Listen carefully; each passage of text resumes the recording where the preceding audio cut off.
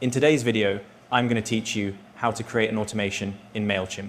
Whether you're new to Mailchimp or just looking to streamline your email campaigns, this step-by-step guide will walk you through the process in a clear and simple way.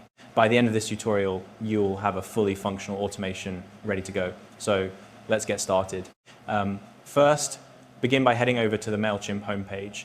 Once you're logged in, look at the main menu and locate the Automations tab. Go ahead and click on that.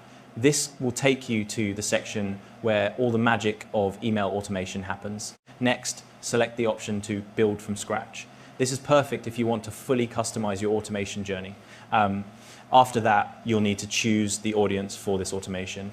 Your audience is essentially the group of people who will receive these automated emails. Take a moment to select the right one, as this ensures your emails are being sent to the appropriate subscribers. Now, it's time to pick a trigger for your automation. A trigger is the action that starts your automation. Click on Choose a Trigger, and from the options provided, select the one that fits your needs. For example, you might choose signs up for email to send a welcome email to new subscribers. Once you've selected your trigger, you're ready to move on to designing the email itself. On the automation builder, drag the send email action into the workflow. This is where you'll set up the actual email that will be sent when the trigger is activated. Click on the set subject and preview text option.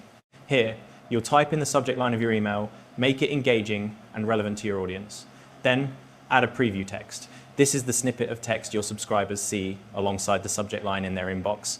When you're happy with both, click Save. Next, you'll choose a template for your email. Mailchimp provides several layouts to choose from, so pick the one that works best for your content. Once you've selected a template, click Apply to confirm your choice. You can then customize the template to reflect your branding and message. When you're done, click Save and return to Journey. Finally, review your automation. If everything looks good, click on Continue to finish setting up your automation, and that's it.